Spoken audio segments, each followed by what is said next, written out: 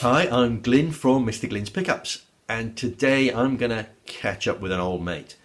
This is Tim Stark from Manson Guitars in the UK. Amongst other things, they make guitars for Matt Bellamy from Muse. So I'm really interested in the Chaos Pad, the lights, all those crazy things that they build into guitars for Matt. I hope you enjoy it. I'm trying to think when the last time we properly spoke. I mean, it probably was when I left college, wasn't it? Really? Properly I, spoke. I popped down to, I think it was Exeter. I've Did you visited come you. see me at the shop? Yeah, Flipping it, I don't remember that. yeah. See, I've addled my brain, you see, over the years. And I'm getting old now, so I'm starting to forget stuff. That nitrous dinners thing, isn't it? Yeah, there you go. Yeah. You ever know So any cobblers or piano French polishers? yes, yeah. Well, we're on the really bad stuff now. We've started using polyurethane. So yeah, it's full air-fed face masks and all that sort of stuff. But there's you know what it's like. There's always some stinky substance going on somewhere. So, but yeah, Christ, I was ever since you contacted me about doing this, I was just thinking about all this stuff from back in the day, and I know I keep thinking about it every now and then. But it's 21 years I've been down here now. Yeah. And it's just like, Jesus, where's the time gone? How long have you been over there? Not far off 16 years. Wow. Yeah, there's no going back. No. It's just one place I've never visited, but I've always wanted to is New Zealand. So it's on my bucket list one day, definitely. Yeah, I mean, for instance, one of the reasons for leaving the UK was I was miffed with Tony Blair. Yeah, You let's know, be honest. If well, if I could, I think I probably would now. But where I have to, we're very lucky with where we are in the UK. It is. I really like it down here. And obviously, I've got great family, and I've got my wife, and we've got a boy. So it's great. But if you start getting into the whole politics side of things, it's I try and avoid that as much as I can these days. But yeah, people do. It's not worth. It's just not worth the stress. But yeah, the part of the world we live in is I'm glad I don't live in back home in Lincoln or I mean, I love my time in Leeds, but I couldn't live in a big city again. Yeah, Definitely not. So yeah, it's good. But I've been fortunate to do a lot of traveling as well. So I've seen a lot of the planet. But this definitely feels like home now to me. But I think you made a very wise decision back then. It seems. But yeah, and this is completely home to me. yeah. It So why really, did you choose? Why did you choose New Zealand then? Was it just like always wanted to go, or was there something that I've been took you there? before. Right. I've been here before when I was doing a bit of a sort of for a few years, and I couldn't think of anywhere better in the world to live. Yeah. So and where we are, so we're about 50 kilometres outside Auckland. Right. So get to live next to this like 35-mile long beach. Right. With on it. There's no building on it or anything. Yeah. Just a forest, and then but it's 40 minutes from Auckland, 40 minutes from the biggest city. Right. So Yeah. kind of rural, but also Yeah. to that if ever I wanted it, Right. which I did because I had I was repairing guitars for until COVID with it. I had a big workshop in the city. Right. Meet back and forth, but I don't do that anymore. Yeah. Oh, it's cool that you're still doing it though. Mm. Yeah. But what else could I do?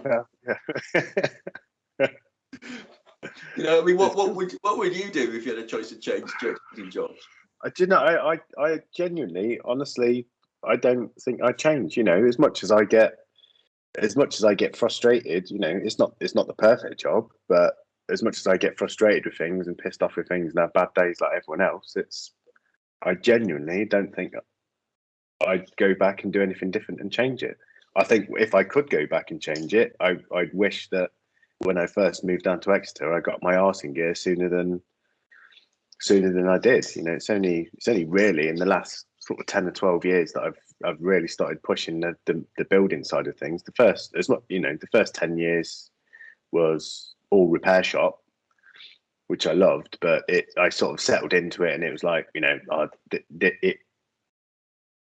I learned a lot from doing it, but it was, you know, this is my job, this is what pays my wage. And then it was, you know, I was living in a shared house for mates then, so it was, can't wait for the weekend, let's go out getting spannered. You know, it was that sort of college days sort of thing. And then when I met my wife, that's really when things started changing, and I started driving myself a bit more, and got more into the guitar making side of things. And then that company sort of took off and grew and grew and grew. And it's, you know, every year has just been, we've just got busier and busier and busier, and more people, and access to more artists, and, you know, stuff like that. And it's just been, I've been so lucky, you know, with everything that I've done, considering that, you know, I quit the course early, you know, and I never thought I'd be where I am. At the time when I quit the course, I was like,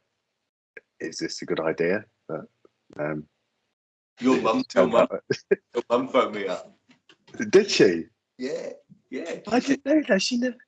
Yeah. Your mum phoned me up and said, "Do you think Tim should be leaving the course because he won't get qualified? He won't be qualified then." And Right.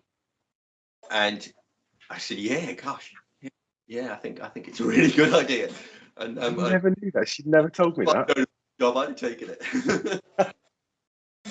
I never knew that. She's never told me that. I'll have to talk to her about that. Worried about a little boy. Yeah. Well, I still remember the day I went for the interview at Manson's. You know, I drove from Lincoln all the way down, and that's the furthest I'd ever driven on my own. I think the interview was what, half hour, 45 minutes, maybe an hour. I got shown around the workshop and then drove back again, thinking, well, you know, that was a nice trip, nice to see the shop. And my mum was waiting on the doorstep when I got home. She's like, "You got the job?" And I was like, "Oh, okay, but what do I do now?" You know, I never thought I'd get the job. Never thought I'd get the job, but and then it was, yeah. Then I think I had a week or so of just like, well, what am I going to do? But yeah, glad I did it. Definitely glad I did it. Well, yeah, 100% glad I did it. So Yeah, it's been amazing. Yeah. So what? Yeah, no, well, I don't. I genuinely don't know what I'd have done afterwards. I mean, I think I definitely would have liked to have tried to have a career in guitar, something, whether it had been repair, making, whatever. But I don't know. I don't think I'd have had half the opportunities that I've had with what I've had. I think it was just one of those right places, right time. You know, when I moved down and started, and it was just that whole starting of the whole Muse thing. You know, Matt coming in, and I remember that it was the first year after I joined, and I was still doing repairs, wasn't involved in the making. But I remember Matt coming in and him and Hugh designing the first guitar, and that's really why where we're at now is because of that whole process of and 20 years of having him on board, and it's, you know, it's just made the company what it is. So yeah, massively lucky really with that. But yeah, you have to give luck the opportunity though. Yeah. Ignore it, or you can. There's a great quote from, well, I heard Johnny Marr saying it, but I think it's from Picasso, which is, "Inspiration does happen, but it has to find you when you're working." Yeah. It really is great. Yeah, totally agree with that. Yeah. So, you've got to be slogging away, and you've got to be in that looking for stuff. Yeah, I mean, it was a definite full-on baptism of fire when I started, because it was there was a guy who came back to work with the guy who I was replacing. The reason why Hugh phoned up the college and said, you know, we need a new tech was Rom Dobbs. who'd been the tech at Manson's for, I don't know, 8, 9, 10 years at that point. He was leaving to move to Oxford with his wife. So he'd done the course before, a few years before me. And he'd worked at he'd then gone on to work at JHS for a few years before starting at Manson's.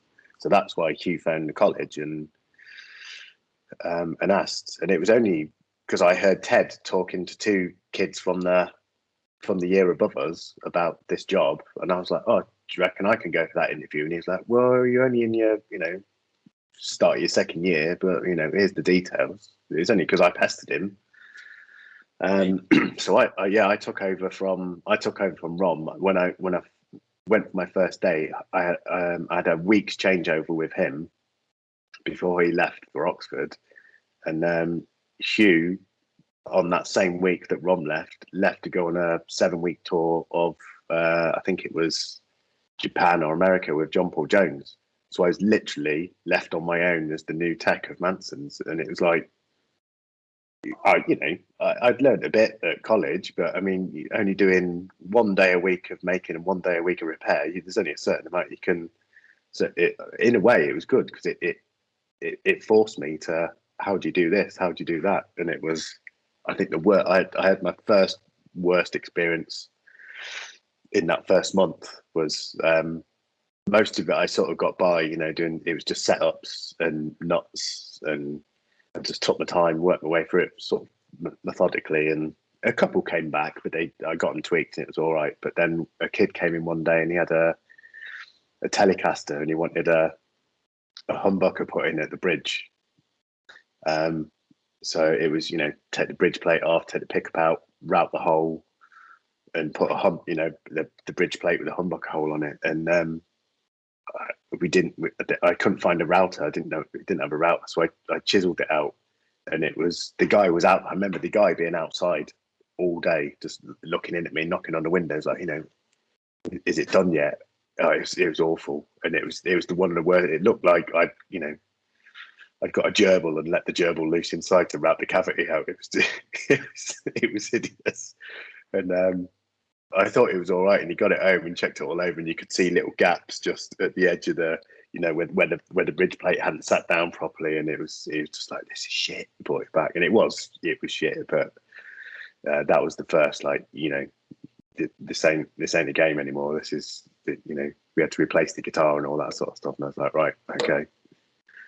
So, and that's when I started, and we still didn't have the internet properly then. So there was no, or did we? I don't even. Well, I certainly didn't have my own computer or, smartphone or anything like that. So it was just 1998. It's about 2000. Was it 2000, 2001? Yeah. So it was. I don't know. God, Christ knows when all that started. But yeah, we didn't. We didn't have laptops or computers at work to go and sit and watch YouTube videos. So it was like, right, better start figuring out how to do this. I think I'm sure I must have spoken to you and Shane a few times, called you up and how'd you do this, how'd you do that? You phoned me every day for a week. Yes, I'm sure I did. Pestered you. And what was it got less and less. Yeah. And then there was a gap, and we didn't talk for a while, and then you phoned me up just back. And it was that there wasn't. Because I remember in that it was your first week, and you were you phoned me up because you were rewiring an ES335. Yeah. Yes. Right. What a cruel thing for someone to have. Yeah. And that was. I remember when I went for the interview, and I said, "Look, I've done this. I'm totally up to the job. Love to do the job, but wiring, I just didn't understand wiring at all. I said I've done a few bits at college, not as much as I probably should have done or could have done, but it was one of those sort of like, I'm never going to learn this. It's like, just totally over my head. But that's actually become the thing that I enjoy doing the most. Yeah, right. Just figuring, some of the stuff that I've had to wire up, and there's no wiring diagrams for that, and it's like, just figuring out. And again, it's just literally learning it, doing it on the job. Why is that not working? Well, that doesn't look right. Test it. Learning how to use a multimeter properly and all that sort of stuff. Yeah. And it was definitely, as hard as that first few months was, and probably the first year or so, it was definitely the best way for me to do it, because I was forced into doing it. So I've got a thing about, it's probably because I've been a repairer for most of my life, that I don't see how people can make guitars properly if they haven't done a load of repair. Yeah, I totally agree with that. You need to see what everyone else has done and learn from that and figure out why things happen. And you don't have to say everything the offender did was fantastic. I mean, we've all seen Telecaster jack sockets, but everything except the Telecaster jack socket was pretty good. Yeah. But then, you get to see the evolutions from that over years, like the simple little things, like whoever the guy was who invented the electro socket to have a quick fix for that problem without having to put a Les Paul jack plate on the side of a Telios. It's the evolution of all that stuff, and it's how people's ideas spark, and like, oh, I've got a simple idea for that. But yeah, totally, like you see, every Christ, I mean, I've worked on guitars that were thousands and thousands and thousands of pounds worth of guitar, and it's a complete bag of spanners, and then someone's bought this guitar in that's like 60 quid, and it's just it just resonated and worked and was amazing.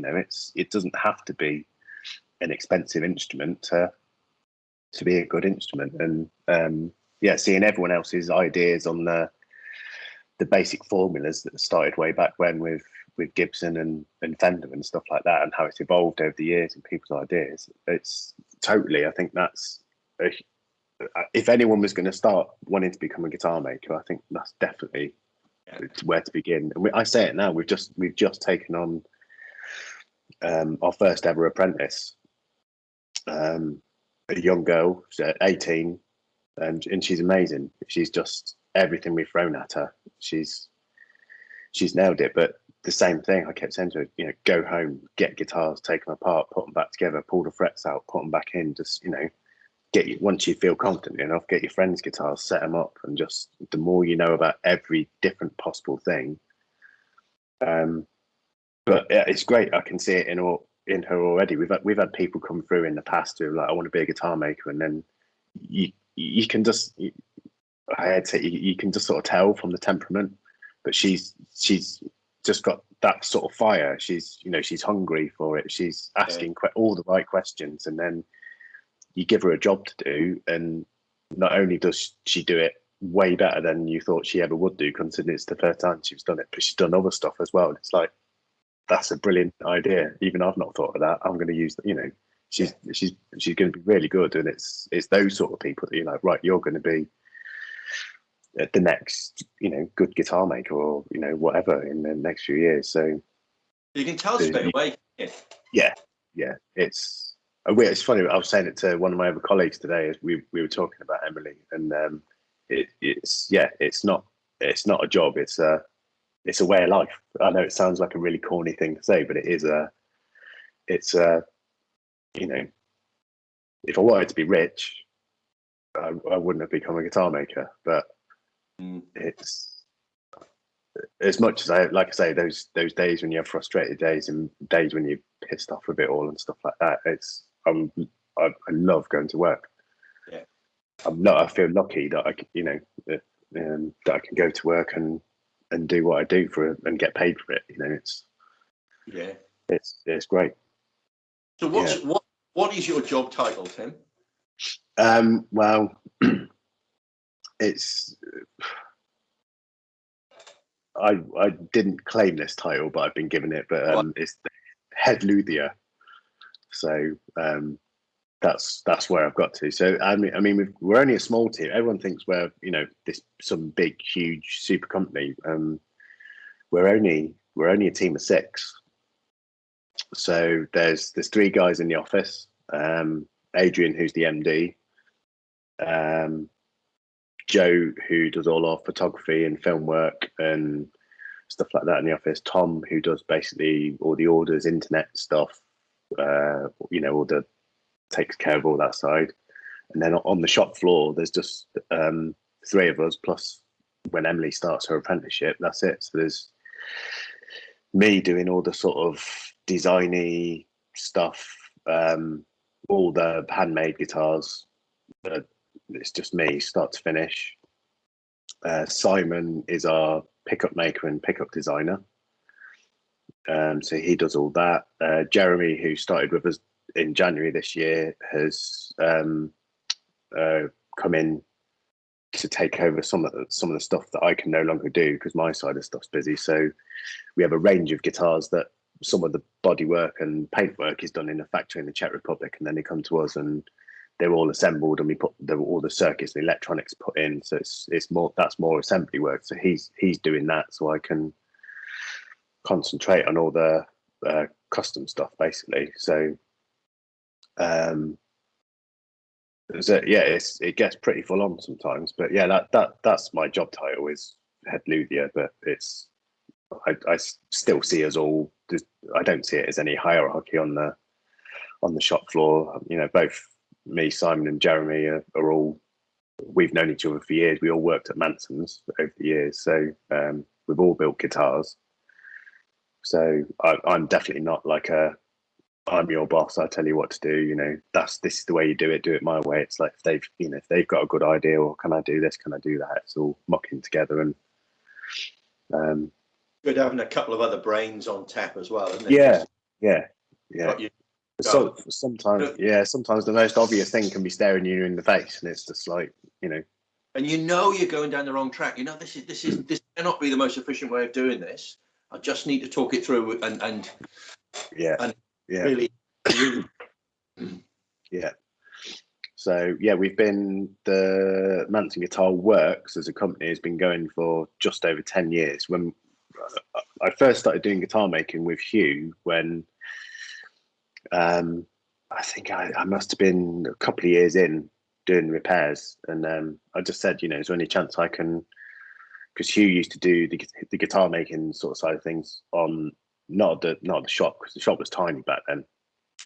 He had a barn that he converted at the side of his house in the middle of the countryside. So I just said, can I come out and do a bit of tinkering? He's like, yeah, you know, on your day off, which my day off was Fridays then. I used to go out to Hugh's, and he was really good with me actually to start with. He gave me a pile of wood, and it wasn't, you know, crap wood. It was really, you know, nice, really highly figured flame maple for the neck, and this piece of thuya burr, you know, so it's real hazelnutty coloured wood with loads of little, you know, really nice fancy looking stuff. And he was like, right, we're gonna make a bass together, or I'm going to show you how I make a bass. So we've got a bass that he's got his design, which John Paul Jones has used for years, called the E-bass. It's like a modern, you know, pointy horn, asymmetrical sort of thing, through neck. And yeah, we did, I think it was over 6 months, almost every Friday I'd go out, and it was all, back then it was all literally done old school by hand, you know, like the way we used to do at college, you know, draw it out on a piece of lining paper, make your we didn't even make templates to have flush bearing cutters. It was all, you know, cut out on the bandsaw and then shape it by hand on a, you know, bobbin sander, flat sanders, and then just, you know, rasps and all that sort of stuff. So again, that was a good way of learning how to make guitars totally by hand. So, you know, when we're into what we do nowadays, which, you know, with more machinery and stuff like that, you've still got all that, but you're just using the machines to help speed it up, and do, you know, mass production basically to a degree. So yeah, that was where I started.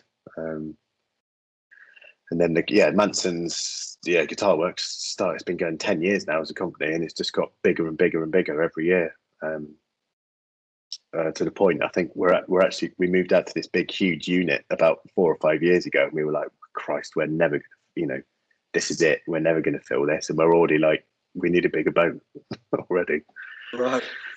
Yeah, it's nuts. Oh. Yeah, it's really, Pulling you back to design stuff, because in fact, the other thing I think about repairing is you kind of get learning what, you know, oh, this is a 70s Strat made of ash, and it sounds like this. So you're designing stuff. What are your wood choices, and why I've got We've got lot of technical type questions. Yeah. We've got, I would say, our sort of core woods, which again I'll come on to another thing on that in a minute. Swamp ash has been massive for us for years, and that's partly to do with Matt and what he uses. He really likes the tone of swamp ash, bolt-on guitars, maple neck, rosewood or ebony fingerboard, and that's basically been our staple go-to tone woods for years. Mahogany we use a bit of that every now and then. Alder we use quite a lot of for wood, for body woods, and that's pretty much it really. We've done a few sort of fancy bases with various different types of wood, but the majority of our instruments that we make stem from that whole Muse fan base really. We don't do a lot of fancy wood guitars. We don't do a lot of flame maple caps or curly maple caps or any of that sort of stuff. Certainly not at the minute. It's all definitely more towards the sort of modern, more industrial sort of finishes. Anything from your basic matte black to your gloss finishes with a bit of hollow flake sparkle in it, to crazy weird metal finishes, to cladding instruments in full aluminium cladding or carbon fiber or bits of mirror plastic. It's but they've all got that core tone wood in the middle, which that's where it stems from. But as we've found recently, we're really starting to struggle to get swamp ash. Of course. Because it's well, I think we literally got our last pallet load, and that's probably the last pallet we'll get about 2 months ago. So we've been looking into that. I mean, I'm always doing that. It's looking for what's the next thing, and I do genuinely think we'll get to the point when we possibly won't be able to even make guitars out of wood unless it's reclaimed in I don't know, maybe not even too distant future. So have you found anything similar? Because for me, I see ash unique with the summer winter growth being so different. Because as you know, in the northern hemisphere, they shoot up in the spring, and yes, then they've got to consolidate that with really really hard growth. Yeah, they don't fall over. So I kind of hear the sound of that as being, you've got that lovely soft kind of mahogany bassy wood, but you also got this cutting hard. Yeah, that front bite at the front of the. Of course, the first few milliseconds of the note of the whole note. I mean, if you play a note with the volume down and bring it up, you can't tell the difference between a Telecaster and a Les Paul. It's that attack, that first few milliseconds. Yeah, absolutely. Does that? Yeah. So, what else? We've started. I've not built many guitars with it yet, so I need to do a bit more experiment. But someone recommended. I always get the bloody name wrong. I think it's Polawana or. Oh right. Really light. Yeah. It's super light, which is great. Super fast growing. I mean, I think it's fully grown in something like 4 or 5 years. It's it's so something like that potentially is good because it's sustainable because it's got a quick regrowth time. It's definitely got a little bit more of that sort of balsery type. It's compared to swamp ash, which it's no way near the same sort of grain structure, but sonically, from what we've done so far, it's not too dissimilar.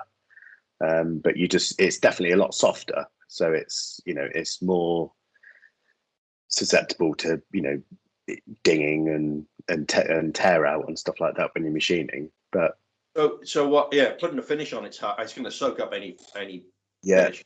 Is spongy. I've worked with it a little bit. What I find is guitars balance really strangely with it because it's so light. Yeah. I mean, we've been using roast maple for necks, which has helped a little bit because we've some of the stuff that we've managed to source from that's brought the weight down of the neck quite a lot. we've been mixing the machine heads up a bit, using different machine heads to try and bring the balance down with stuff like that. Again, that was something that came about a few years ago. Again with Matt, we got to a certain point where Matt was like, I need a couple of slightly lighter guitars for on stage, because we're doing 2-hour sets, and some I know he's not playing the same guitar every song, but even when you change your guitars, if the guitar's the same sort of weight, you might as well be playing it all night. You're only getting a few seconds swapping it out. So he's it's like sort of his early guitars were flipping heavy. We're talking Les Paul, your heavy 70s Les Paul, and then some. Right. So it was like, it got to the point where it's like, I want you to build me the lightest guitar possible, but it's still got to sound good. So I remember Hugh building it. It was all hollowed out on the inside, not one big chamber. It was all like a Swiss cheese, thin carbon fiber back to hold it all together. And I remember him. He was drilling out all the hardware. So on the underside of the bridge, there's all these little holes. On the underside of the machine head button, there's all these little holes. I mean, I think he got it down to it was something ridiculously light, like £2, almost £2, I think, for the whole guitar. So that became the whole thing. So we started doing lightweight guitar. I mean, we didn't do that to every guitar that we did, but we started going down, looking at ways to reduce weight, and that's when we started really getting into sourcing light swamp ash when we could get it, premium sort of stuff. And then we went down, a few years ago, we started looking at roast timbers.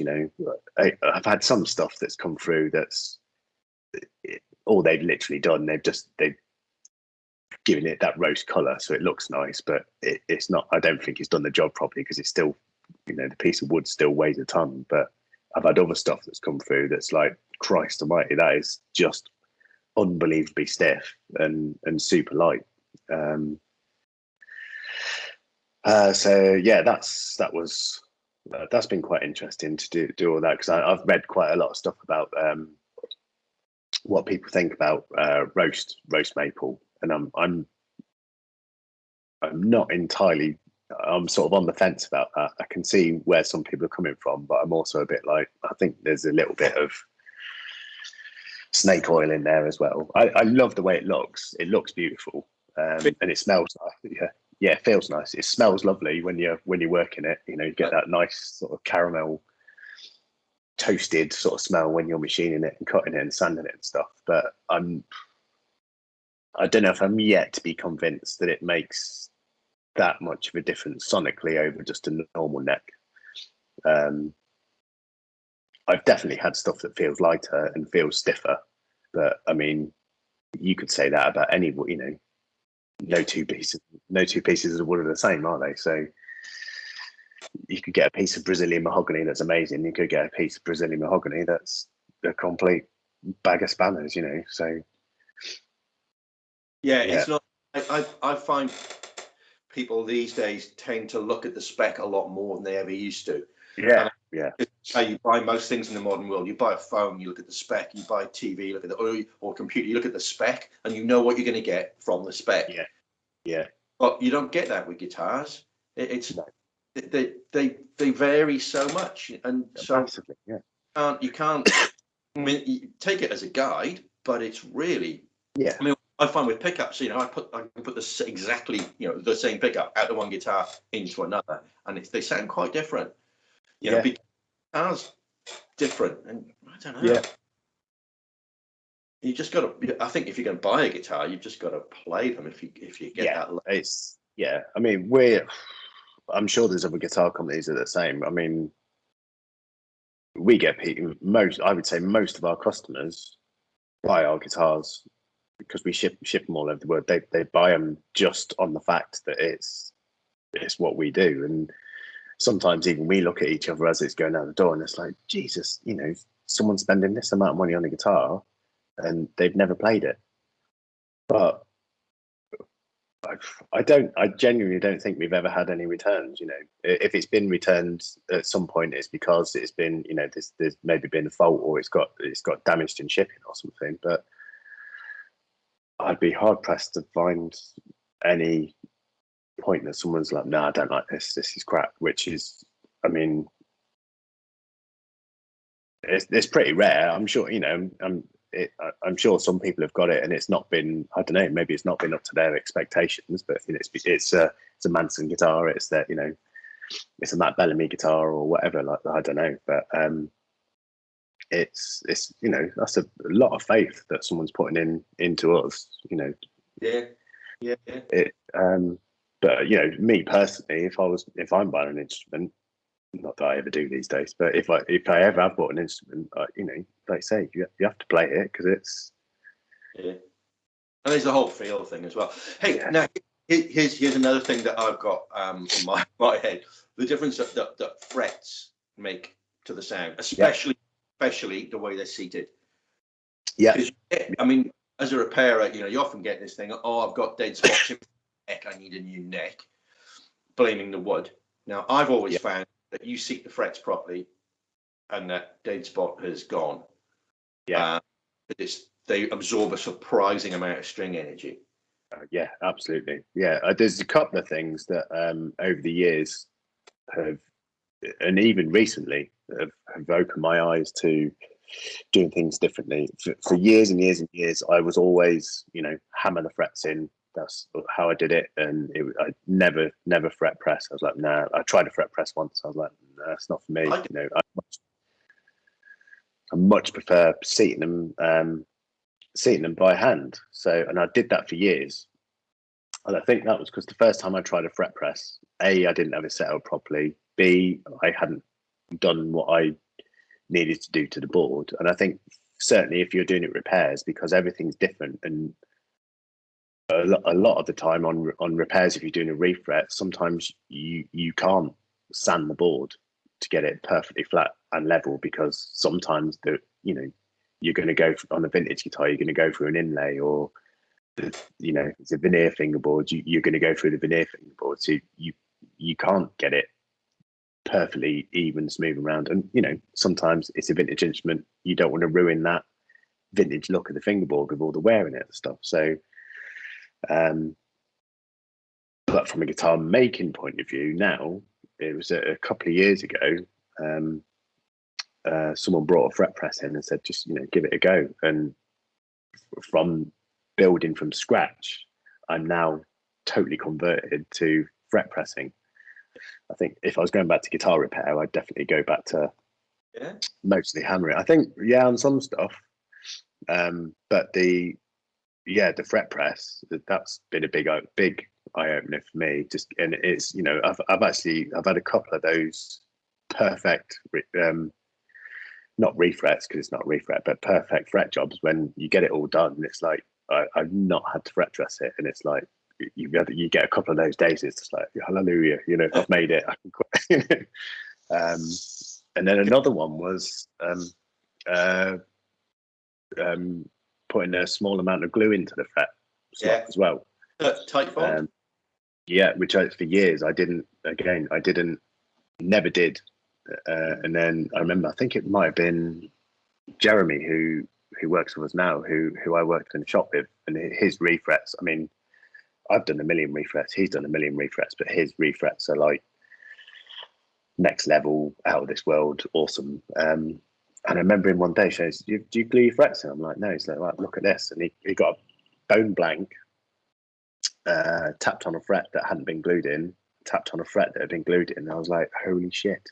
The difference in sound was just unreal. I use tight bond, and I have used almost always use tight bond. And I remember when I was teaching in the college, I was always embarrassed by putting it in. Or shouldn't do this. And I mentioned to Ted, and he goes, "Oh yeah, I always did that."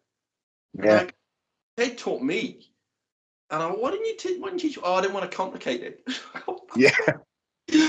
But see, my thinking is, what you've got, you're not going to adhere metal to wood for any length of time. That's not going to happen. That's not what it's about. No. What I'm perceiving it's doing is you've got that slot in the wood, and there's end grain either side of that slot. And what you're putting glue in it, and you're squishing the fret in, and you're packing hard stuff which what becomes hard stuff, into that end grain. So that wood is Yeah. going to be solid. You know, from it being a porous thing, now it's a really solid thing holding the fret in place. Yeah. Yeah, and you got no air gaps, any potential air gaps or anything. So it's just that's all vibration. It's all there's nothing stopping it. So, and again, recently, for years and years and years, I was stainless steel was my worst enemy because it was just absolute hand killer and tool killer. But I've again totally converted on that. I know they sound, some people are like, well, they're quite bright, but there's something about the feel. They just, I mean, I'm not a shredder, but they're way smoother when they're polished up to. They certainly feel smoother to me. They go shiny. They certainly go shiny. Yeah. I just got to figure out a way that I don't have to flipping break my hands every time I do a free. I mean, I've never done a new build with stainless, but I've refretted quite a few, and I don't think I've ever done it without getting a cut. Yeah. Anyway, yeah. Again, it's just a case of figure it out. Well, again, I think that's partly to do with certainly the stuff that we do. That there seems to be more and more modern companies using stainless steel fretware, and that's become another one of those sort of go to. Everyone's doing it, so it's like sometimes you're either totally ahead of the curve and you're already doing it, or sometimes it's like, well, why aren't you guys using stainless steel frets? Oh, well, we will be doing, but it's you're always learning. You're always looking for, there's always going to be the next thing that comes along, and there's always going to be someone that comes who's younger than you that's going to be like, oh, bollocks, I wish I'd thought of that. But that's what it's all about. If everyone can share and pass stuff on, it should be one big huge global community. I think, as well as this whole sort of super secrets thing, this is mine, you're not getting that. It's just I think the internet is getting rid of a lot of that, because it used to. I think definitely when I started off, it was all this super secret, and that's all that's going away. And one of the big community is like I've been trying to do that over here, which is the series that I'm making is mainly what I realized when I started the pickup business was that Kiwis were a bit reluctant to buy New Zealand made stuff because it overseas seemed to be better. And I thought, how do I try and change that? And I kind of, actually, I talk to some guitar makers and stuff here, and everyone's very solitary here. There's no big company or anything. Yeah. And I kind of thought, well, make this series where I talk to other people in New Zealand who make gear. Then partly we get to know each other, partly also the punters get to know us, and just to try and lift everything. Quite successful and a lot of fun, actually. Yeah, it's good. I mean, I regularly look at what's going on in the world, search stuff on the internet, how do you do this, and it's great seeing all these other guys, even if they're guys that are just hobbyists at home. There's always that one guy who's like, Jesus, that jig, what's going on with that? And there's so many people, so many different, and they come at things from a different way, and it's you always able to pick up someone else's great ideas. And it's those guys who might be really fancy engineers and they've got a day job and they're really and they're just doing this hobby thing. I think they're really, because they seem to have the time to make a jig for a thing, or they whereas when you're repairing, you're quite busy going through one to one, and you don't really want to change what you do, because that's going to be a whole day's worth of mucking about. Changing your way of doing it, whereas you just need to get the jobs done. Totally. Really worth. I love that. I mean, we've definitely in the last, because last year or so, we've had to change the way things are done a little bit, just because we're having to output so much more stuff. It's so I've wanted one for years anyway. And again, it was something that I never thought I'd be able to do. But we got our first CNC machine last year. And it scared the crap out of me to start with, because I was like, I'm never going to be able to do this. And it's been, again, it's another learning thing. I've actually loved getting into it, doing the whole, first of all, it was getting used to doing the CAD, actually drawing stuff out in 3D. Managed to get my head around that, because I was like, I'm never going to be able to do that. And then it's like, cool, right, chuck that in the machine and off you go. And it's like, oh, what? You've got to learn how to do tool paths and all that. So, it's all the programming your tool paths, what tools to use, what angle it goes in to cut, all the different things for that. So that's, it's been twice the amount of learning, but it's been, I absolutely love it. And some of the stuff that you can do that would just either take you hours and hours and hours by hand, or almost impossible. That's been a massive help. And obviously for production wise, we've only got a small thing at the minute. It's about the size of this dining table. Actually, it's about a meter by a meter and a half, 180 centimeters. So I can get 3 bodies on it at once. Okay. So we're now just at the stage now where we can machine 3 bodies out at once. So obviously, while that's going on, I can be away doing sanding, or I can be away doing spraying, or I can be away doing wiring assembly while that's doing that. And it's like having an extra person basically, but without having to pay someone a wage. So but they don't come off the, everyone thinks, oh, you got a CNC machine, that's it, you're not a guitar maker anymore. But until you get to those machines that the big boys have got, the things that cost hundreds of thousands of pounds, they come in with, there's still shed loads of sanding and stuff to do. That's where it's all at. There's no different, I don't think, to me being sat there with hogging out bits of wood with a bearing, flush trim cutter and just hogging out. It's the same sort of thing, but instead of me doing it by hand, it's just a machine doing the same process. So that side of it, I don't think is any different really. But you never did it by hand. The only difference is if you were holding the router, or if a mechanism is holding the router. What's the difference? No. There's no extra magic going into that. I mean, there's not. I don't physically have soul bleeding out of my fingers going through the machine into the wood. It's like I wish I could, but it's it's. But yeah, when you're doing the shaping, there's still bits of filing or rasping, and certainly the sanding that that makes a huge amount of difference. Certainly to the way a neck feels, or if when the body's all sanded and you get the lacquer on it and you move it in the light, certainly if it's got a lot of angles, it's like, well, is that curve totally smooth, or is you catch it in the light and on gloss finishes, it's like it's always a little bit of a slight ripple there. Most people wouldn't see it, but you can, if you can see it, it's like, well, that's didn't sand that one very well. But yeah. So with your necks, do you do a round over on the edge of the finger? Yes, they all come out totally square, hard edged until their frets are all in fretted, and then it's all cleaned up and rounded over afterwards. We don't go super heavy round over. It's pretty,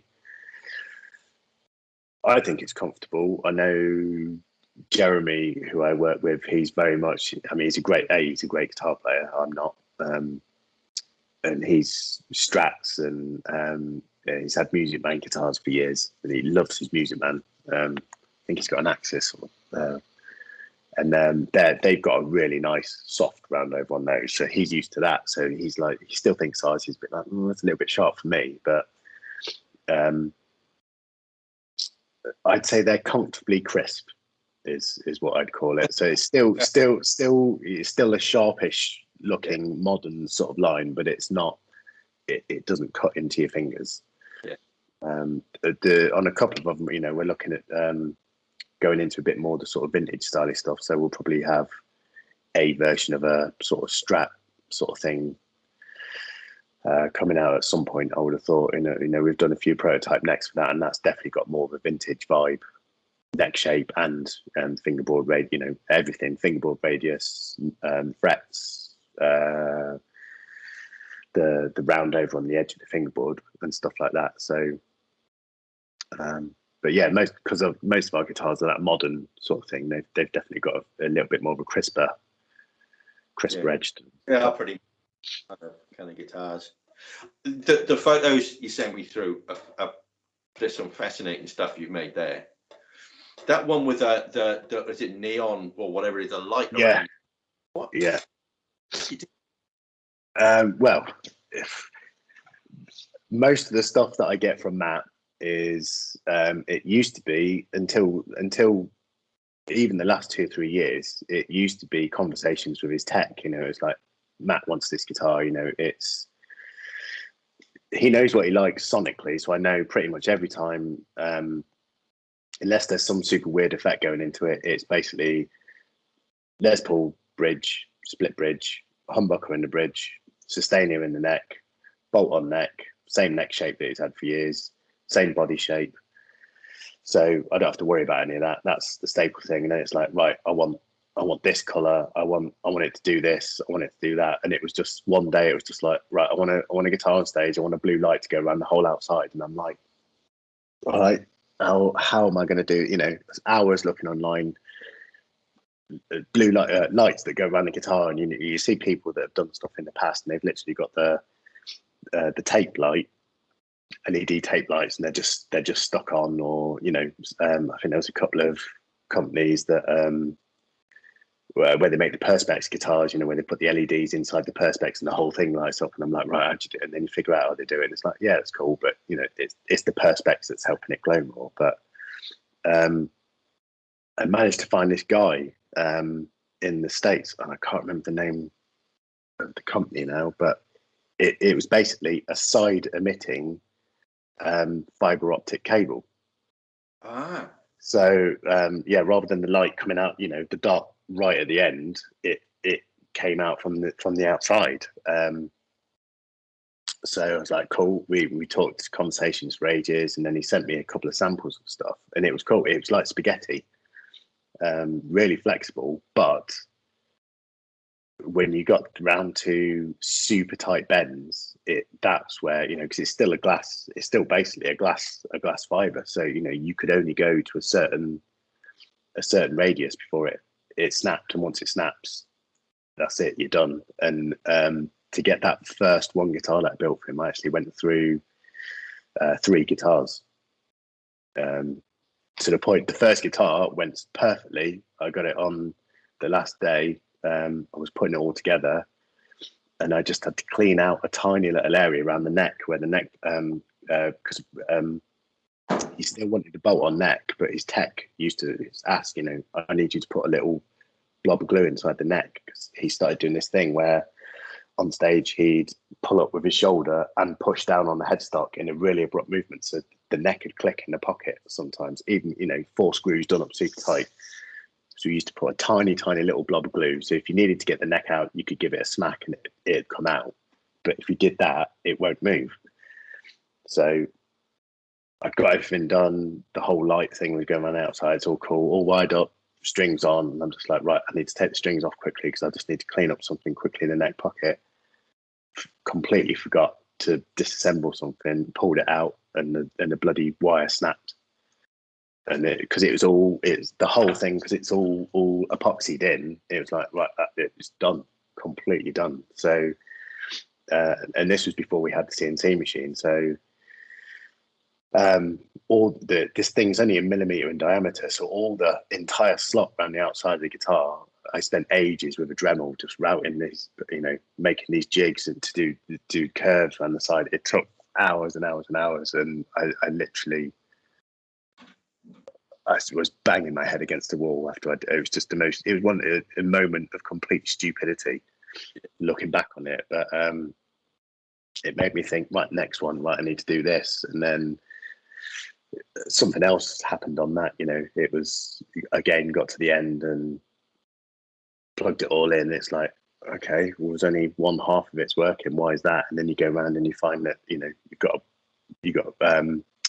when the epoxy had gone in, the cable hadn't glued in properly, so it had floated to the top of the epoxy. So when I'm sanding the guitar, I'd actually sanded straight through within 2 passes, sanded through the thing and broken through there. So that's when I got to the third, and luckily the third one was the one that worked. But and then I had to make 2 more. What is it run on? It's well, that was the other thing, was the power was it was a rechargeable 12,000 mAh battery capsule. So it was a lithium rechargeable. So that was a thing that I didn't even know at the time, that we had to make sure there was no interference with the sonics of the guitar. So yeah, because it's basically there's 2 little sort of laser capsules about the size of an AA battery, which fire the laser, and you screw this nozzle on the end, which is where the wire comes into the laser, and the wire goes off and does its thing, and then that was plugged into the battery thing in the guitar, which you could then you just charged it with a normal phone charger, but I think it only lasted, when it was 10, it certainly lasts for a show, but it only lasts 3-4 hours. Right. On one charge. So but I did have to find a place. If the battery pack was sat right over the bridge pickup, there was a high pitched squeal that used to come through.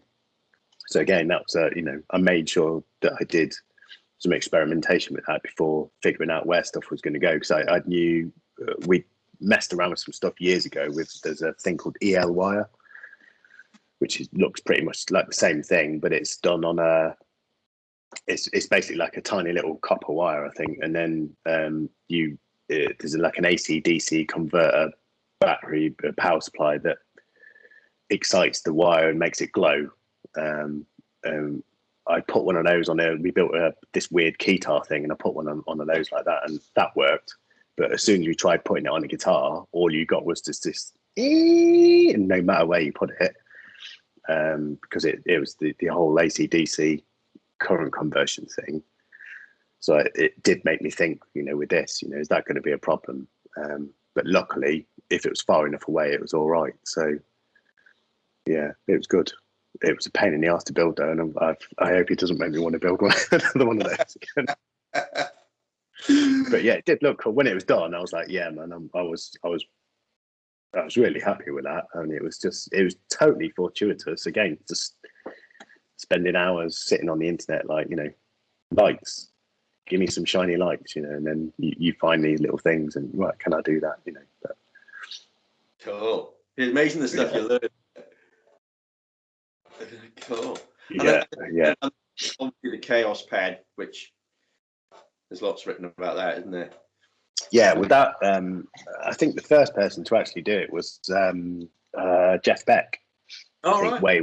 Wait. Yeah, Jeff Beck did it first, but he literally had the whole Chaos pad built into the guitar. So whoever did it, they took everything out and put it in. We've been very lucky that we've got this.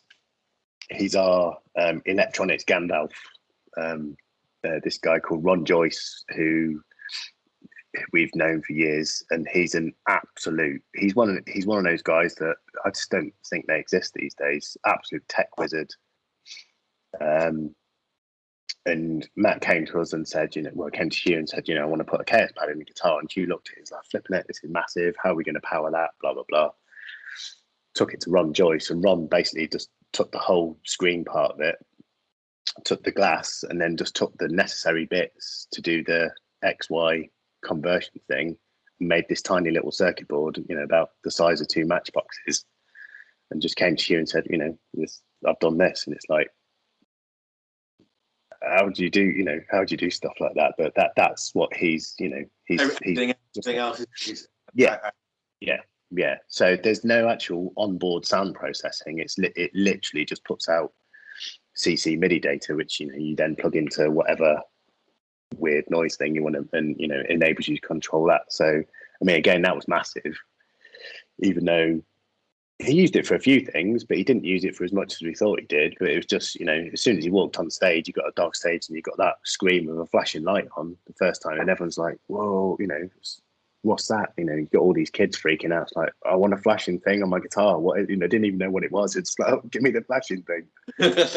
And that you know, that it was that that was the first signature guitar that we ended up making, was the Chaos Pad guitar, the MV1, which I think, yeah, was that 2009, I think, was the first run we did of those. But that's where it all grew from. I mean, I know there's a few other iconic guitars that like the first guitar, the DeLorean, which Q built, the aluminium thing with the Fuzz Factory and the Piezo and the Phase 90 and the GK MIDI synth. That's pretty iconic as well. But it was the Chaos Pad guitar that seemed to get back then. I mean, and if you look around now, there's so many companies that are doing all these guitars with expression controllers, MIDI controllers, this, that, you know, wave your hand over here, press this, do that, and there's tons of them. But you never really see them on stage in the hands of any big player. I mean, again, we've been massively fortunate that, again, you know, it's Matt just with that first simple sort of thing, and that's where it all came from, really. So,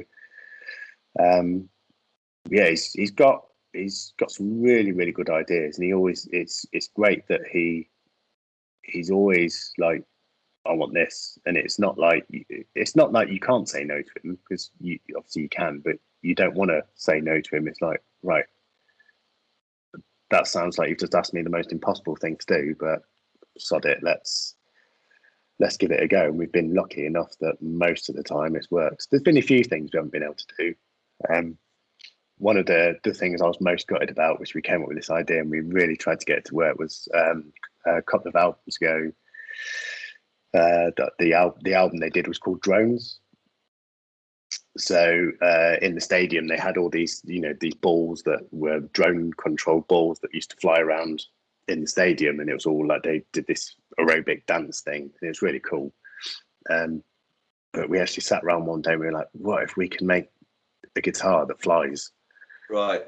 So we actually got to the point, we designed it all out. We had some help from some drone guys, and it was just drone technology. I don't know if we could do it now, even. We'd have to look at it, but we couldn't get the thing to balance because the amount of batteries that we need to put in the guitar just kept bringing the weight down. There was no way of getting the power that you needed to power the fans to be able to get the thing to lift. But we were so close. But I was just like, that'd been amazing if we could have what we wanted to do is just get this guitar and open the case. It lifts up out the case and it flies to him across stage. And then, you know, we had this idea of having like a magnetic strap bracket sort of thing that he'd grab it and just connect it onto himself and just, you know.